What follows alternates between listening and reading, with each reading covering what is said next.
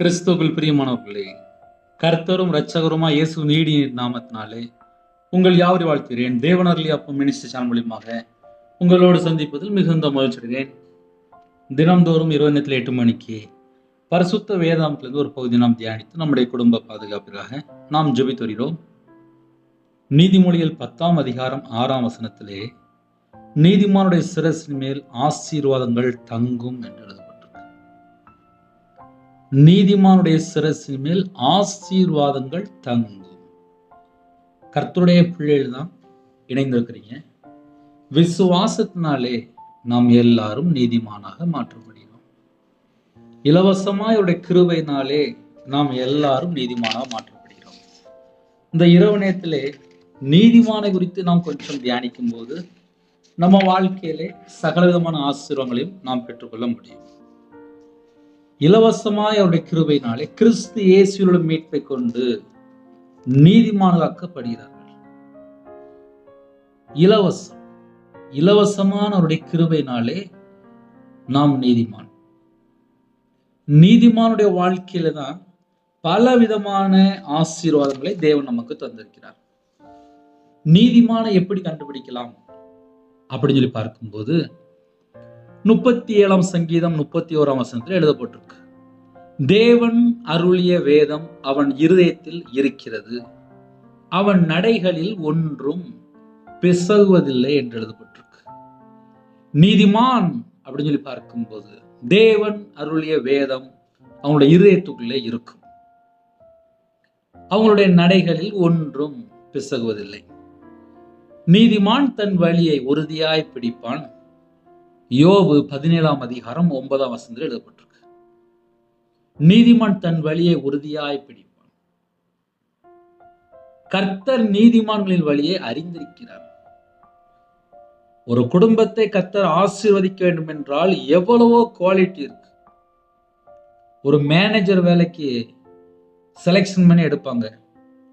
அதுக்கு இவ்வளவு படிச்சிருக்கணும், எக்ஸ்பீரி வேணும், எத்தனையோ காரியங்கள் கேட்பாங்க.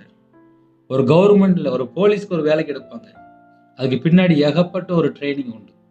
எல்லாம் செலெக்ஷன் ஆனதுக்கப்புறம் தான் போலீஸ் வேலைக்கு. இதே போல நம்ம ஒவ்வொரு கவர்மெண்ட் வேலைக்கு அப்படியே நம்ம சொல்லிட்டே வரலாம். ஆவிக்குரிய வாழ்க்கையிலே ஆசீர்வாதங்களை நாம் பெற்றுக்கொள்ள வேண்டும் என்றால் தேவன் நம்மளை பார்ப்பாரு. கர்த்தர் நீதிமான்களின் வழியை அறிந்திருக்கிறார் என்று 1ஆம் சங்கீதம் 6ஆம் வசனத்தில் எழுதப்பட்டிருக்கு. ஒரு குடும்பத்தை கர்த்தர் ஆசீர்வதிக்க வேண்டும் என்றால் நீதிமான்களின் வழியை பார்க்கிறார், நீதிமான்களின் வழியை அறிந்திருக்கிறார். 11ஆம் சங்கீதம் 5ஆம் வசனத்திலே கர்த்தர் நீதிமானை சோதித்து அறிகிறார் என்று எழுதப்பட்டிருக்கு.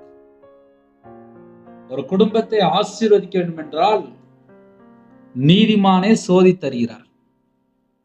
அப்ப இரவு நேரத்திலே சில குடும்பத்துல உடனே சொல்லுவாங்க, பிரதர் நான் ரட்சிக்கப்பட்டுட்டேன், நான் ஞானஸ்தானம் எடுத்துட்டேன், நான் விசுவாசத்துல இருக்கேன், நான் நீதிமான் தான். 34ஆம் சங்கீதம் 19ஆம் வசனத்திலே நீதிமானுக்கு வரும் துன்பங்கள் அநேகமாயிருக்கும், கர்த்தர் அவைகள் எல்லாவற்றிலும் நின்று அவனை விடுவிப்பார். நான் நீதிமான் தான், ஆனால் வேதம் சொல்கிறது நீதிமானுக்கு வரும் துன்பங்கள் அநேகமாயிருக்கும், கர்த்தர் அவைகள் எல்லாவற்றிலும் நின்று அவனை விடுவிப்பார். நீதிமானுடைய சிரசின் மேல் ஆசீர்வாதம் தங்கும் அப்படின்னா நம்ம வாழ்க்கையில நீதிமானுக்குள்ள எல்லா டெஸ்ட்டுமே நடக்கத்தான் செய்யும். நீதிமானை பகைக்கிறவர்கள் குற்றவாளி ஆவார்கள். இன்னைக்கு நிறைய குடும்பத்துல ஆசீர்வாதத்துக்கு தடை என்னன்னு சொல்லி தெரிய மாட்டேங்குது. ஒரு நீதிமான பகைச்சாச்சினாலே போதும் குற்றவாளி. சில குடும்பத்துலலாம் யாரு மேல கோவப்படுறாங்க தெரியாம நீதிமான மேல கோவப்பட்டுருவாங்க. என்னுடைய வாழ்க்கையில நான் அப்படி கோவப்பட்டிருக்கேன்ப்பா, ஏன் மற்றவங்களை ஏன் சொல்லுவானே, அதனால நான் நிறைய கஷ்டமும் பட்டிருக்கேன், நிறைய கஷ்டப்பட்டிருக்கேன். ஒரு நீதிமான பகைச்ச உடனே நமக்கு உடனே பிரச்சனை ஆட்டோமேட்டிக்கா வந்துடும். நீதிமான பகைக்கிறவர்கள் குற்றவாளி ஆவார்கள் என்று எழுதப்பட்டிருக்கு. அப்ப என்ன அர்த்தம் அப்படின்னா நீதிமான் சிரசு மேல் ஆசீர்வாதம் தங்கி இருக்கும். அந்த நீதிமான யாராவது பகைச்சால் குற்றவாளி ஆவார்கள். 34ஆம் சங்கீதம் 21ஆம் வசனம் எழுதப்பட்டிருக்கு. என் வாழ்க்கையில என்ன நீதிமான பகைச்சு நான் குற்றவாளியா இருக்கேன்ப்பா. அதனால இரவு நேரத்தில் இணைந்திருக்கோம். ஆசீர்வாதத்தை பெற்றுக்கொள்ள வேண்டும் என்றால் நீதிமான பகைக்க கூடாது, நீதிமான குற்றவாளியை தீர்க்க கூடாது. அவங்க இயேசு கிறிஸ்துவினால கழுவப்பட்ட நீதிமான். நீதிமானை பகைக்கிறவர்கள் குற்றவாளி ஆவார்கள். இதான் கடைசி காலத்துல நம்ம அறிந்து கொள்ள வேண்டிய சத்தியம். 37ஆம் சங்கீதம் 17ஆம் வசனத்திலே நீதிமான்களையோ கர்த்தர் தாங்குகிறார் என்று எழுதப்பட்டிருக்கு. நீதிமான்களையோ கர்த்தர் தாங்குகிறார். நீதிமானோட சிரசு மேல் ஆசீர்வாதம் தங்கி இருக்கும் போது யாரு கூட இருப்பா? ஒரு மனுஷன் இல்ல, கர்த்தரே கூட இருக்கிறார். கர்த்தர் தாங்குகிறார் என்று எழுதப்பட்டிருக்கு. அதனால இரவு நேரத்திலே யாரெல்லாம் இணைந்திருக்கிறீங்களோ, நீதிமானா இருக்கும்போது 37ஆம் சங்கீதம் 17ஆம் வசனத்தின்படி நீதிமான்களையோ கர்த்தர் தாங்குகிறார். கர்த்தர் தாங்கும் போது அந்த குடும்பத்துக்குள்ள சகல விதமான ஆசீர்வாதம் உண்டு. ஹல்லேலூயா. இரவு நேரத்துக்காக ஜெபிக்க போயிடும். நீதிமான குறித்து நான் வரக்கூடிய நாட்களிலே நாம் அநேக காரியங்களை தியானிக்க போயிடும். ஏன்னா நீதிமான் சிரசின் மேலதான் ஆசீர்வாதம் தங்கி இருக்கு. ஒரு மனுஷன் நீதிமான வாழ்ந்தால் அவ்வளவு ஆசீர்வாதம் எழுதப்பட்டிருக்கு. ஹல்லேலூயா.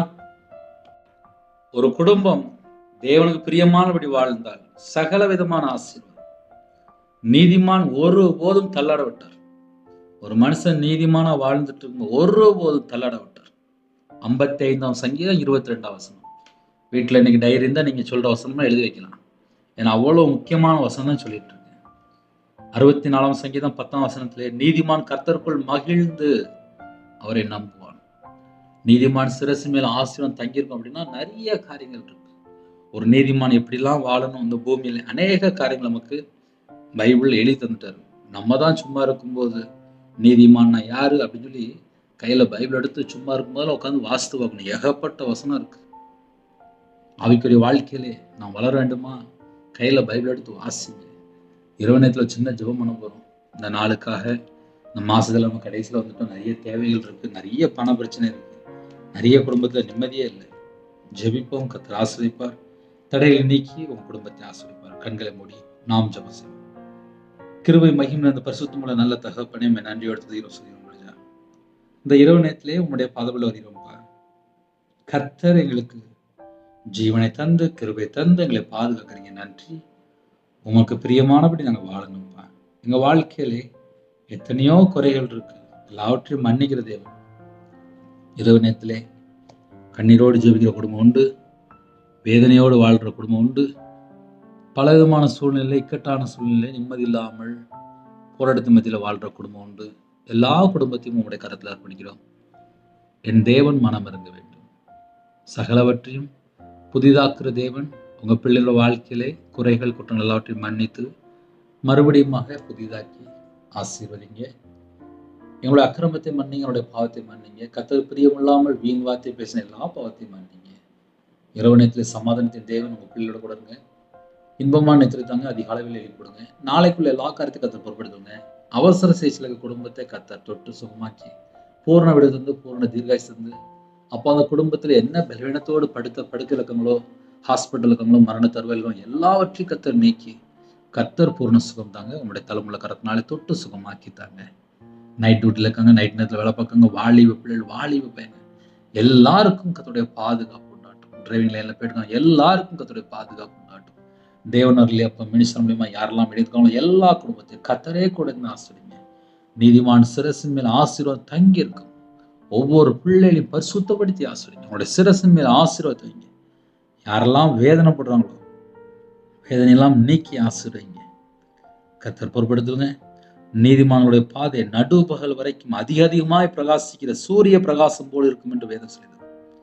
உங்க பிள்ளையோட வாழ்க்கையில சகல விதமான வாசல் திறந்தாங்க. ஒவ்வொரு குடும்பத்தை கர்த்தர் ஆசீர்வதிங்க. நீதிமான்களை கர்த்தர் சிநேகிக்கிறார் என்று எழுதப்பட்டிருக்கு. உங்க பிள்ளைகளை கர்த்தர் சிநேகிக்கிற கிருபைக்காக நன்றி. நீதிமான் பனையை போல செழித்து லீபோனில் உள்ள கேதுரை போல வளருவான் என்று எழுதப்பட்டிருக்கு. உங்க பிள்ளையோட வாழ்க்கையில வளர்ச்சி உண்டாகட்டும், ஆசீர்வாதம் உண்டாகட்டும்.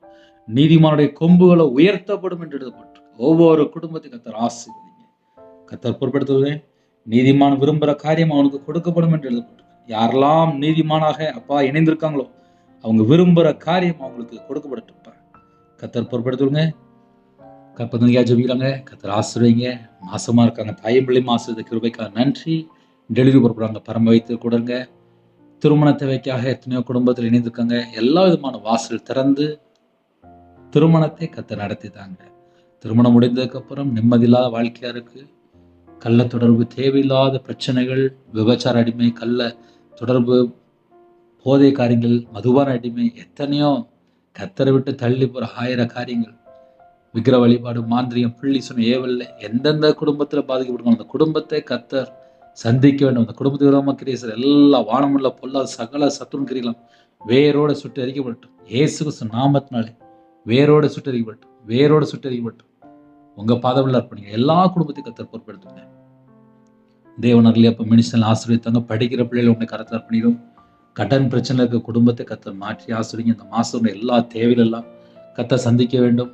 உமக்கு பிரியமானபடி வாழ அர்ப்பணிக்கிறோம். கர்த்தர் பொறுப்படுத்தவங்க. யாரெல்லாம் தங்களை தாழ்த்துறவங்களோ எல்லா குடும்பத்தையும் கர்த்தர் ஆசீர்வதிங்க.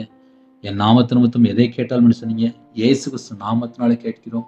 சிறுபிள்ளை முதல் கொண்டு முதியோரை எல்லாரும் கர்த்தர் கூட ஆசீர்வதிங்க. இந்த நாளிலும் உங்க பிள்ளைகளை பலப்படுத்துங்க, பாதுகாத்துங்க, உங்களுடைய கிருபையா நிரப்புங்க, இன்பமா நித்திரித்தாங்க. அதிகாலை வேளையில எழுப்பிவிடுங்க. கர்த்தருடைய கரம் பிள்ளைகளோட கூட இருக்கட்டும். நீங்க வீடு முழுதும் இயேசு கிறிஸ்து ரத்தம் தெளிவிடட்டும்.